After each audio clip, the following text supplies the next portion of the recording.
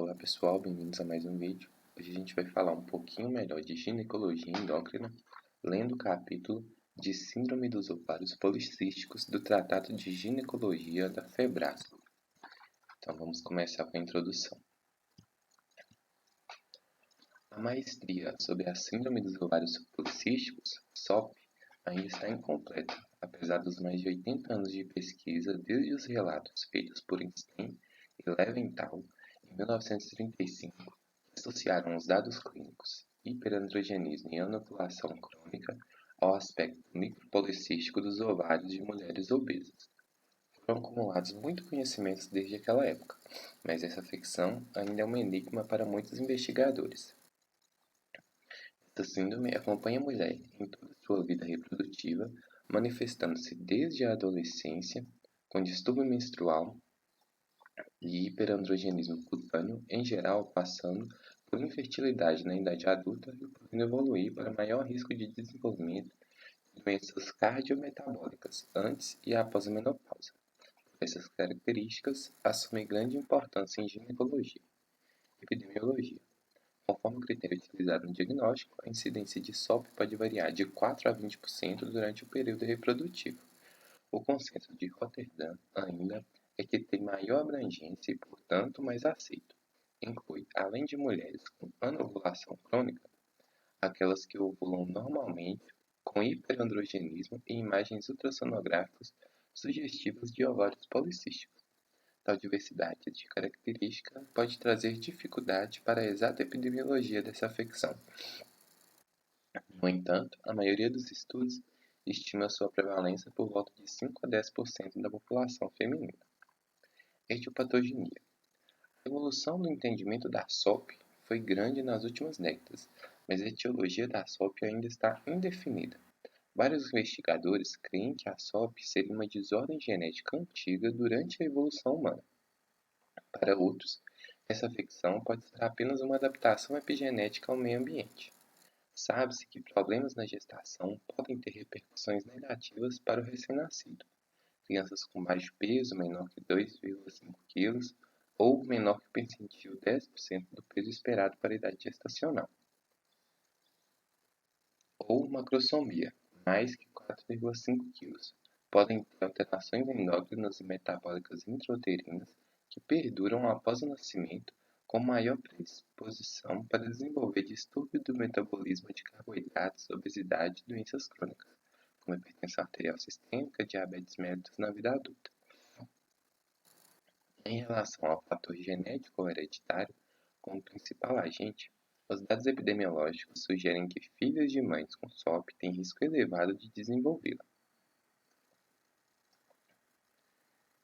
Estudos de associação genótipo-fenótipo realizados por meio de sequenciamento da nova geração trouxeram alguns dados importantes.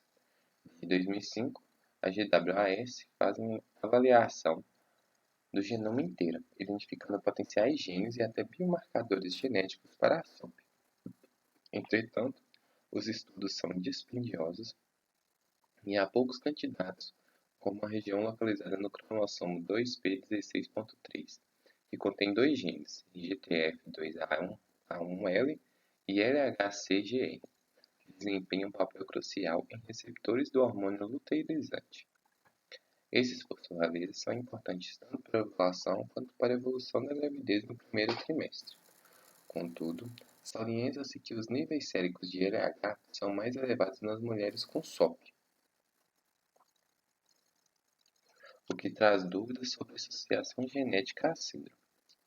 Polimorfismos de modificação de base única, SNP, independentes localizados no segundo locus do cromossomo 2p21 na região do gene THADA, gene associado ao adenoma de tireoide, e na região 2q33.3, chamado DENND1A, também foram identificados. O gene TADA poderia sugerir uma associação com doenças da tireoide, que estaria em desacordo com o consenso de Rotterdam, que exclui a disfunção da tireoide. Por outro lado, várias repetições de nucleotídeos CAG no gene relacionado ao receptor androgênico poderiam ser um fator protetor contra o desenvolvimento da SOP, foram descritas mais de 100 variações gênicas em pacientes com SOP, incluindo risco de obesidade, resistência insulínica e anomalia de receptores. Possivelmente, o fator gênico isolado não seja suficiente para desencadear a SOP. O conjunto de fatores ambientais, comportamentais e psíquicos associados à predisposição genética seriam os determinantes para o surgimento dessa síndrome, principalmente para as formas mais exacerbadas. Portanto, isso pode sugerir que essa doença seja evolutiva durante a vida da mulher, piorando com o ganho de peso e a idade. Fisiopatogenia. O hiperandrogenismo é muito marcante em muitas mulheres com SOP. Esse distúrbio pode interferir no sistema reprodutor tanto central, eixo córtico hipotalâmico hipofisário, como perifericamente, ovários, levando à perda da ciclicidade funcional ovariana por retroalimentação inadequada. Haveria, pois, maior produção de androgênios, o que perpetuaria a anovulação, bem como a inadequação endometrial. No hipotálamo, os androgênios proporcionam maior produção de estrogênios pela ação da aromatase. Tem grande interferência local, tanto nos neurônios produtores de quispeptina como nos de GnRH, hormônio liberador de gonadotrofinas, do núcleo arqueado. Essa ação poderia, em parte, explicar a anovulação crônica devido à mudança no padrão cíclico normal do GnRH.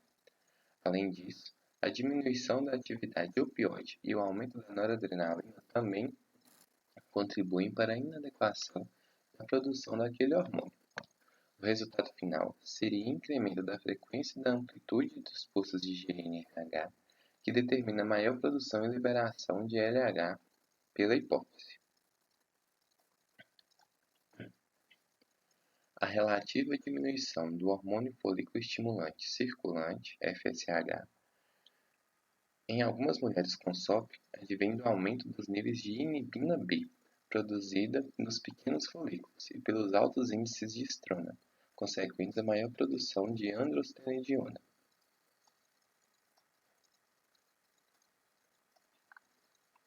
As alterações gonadotróficas causam a interrupção do crescimento folicular e o aparecimento de alterações histomorfológicas, como micropolicistose e hipertrofia do estroma ovariano, que constitui grande fonte de androgênios no microambiente. Essas modificações têm grande impacto no eixo hipotalâmico hipofisário das mulheres com SOP, levando a um ciclo vicioso. Além disso, a produção abundante de androgênios é responsável pelo hiperandrogenismo cutâneo. Outra hipótese seria de que mulheres com SOP teriam estruturalmente maior população folicular do que apenas uma disfunção hormonal. Esse fato poderia propiciar maior produção de esteroides sexuais, consequentemente de androgênios, que interferem na retroalimentação do eixo hipotalâmico hipofisário e ovariano. Além disso, há maior concentração do hormônio mülleriano nas mulheres. Sabe-se que a insulina desempenha papel importante na fisiopatologia da SOP. O mecanismo de resistência à insulina na síndrome parece estar relacionado com um defeito pós-receptor de insulina, envolvendo a deficiência no substrato 1 da tirosina. O resultado desse processo seria maior fosforilação dos resíduos de serina do receptor de insulina ou de proteínas dessa via de sinalização, bem como a queda do número de proteínas GLUT4 na superfície da membrana plasmática, dificultando o ingresso de glicose para o meio intracelular. Concomitantemente, há maior hiperinsulinismo compensatório como resposta do pâncreas a essa situação, o que pode predispor à intolerância à glicose ou até mesmo ao diabetes mellitus. A insulina tem ação sinérgica ao LH nas células da teca interna e do estroma ovariano,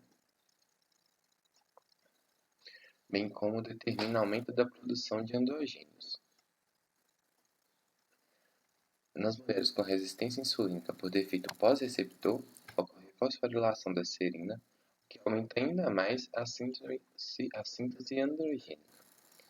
A hiperinsulinemia, em nível hepático, causa ainda redução dos níveis de globulina readora de esteroides sexuais, permitindo que maior fração dos androgênios circule em sua forma ativa, produzindo efeitos arrenomiméticos. Além dessa globulina, a queda da síntese de outras proteínas carreadoras de fatores de crescimento, favorecendo maior ação dos tecidos periféricos, como o endométrio, que poderia dificultar a implantação embrionária, também aumentar o risco de surgimento de lesões precursoras de câncer endometrial. Na verdade, a paciente estaria mais predisposta também a outros tipos de câncer, como mamário, de pâncreas, hepático, entre outros.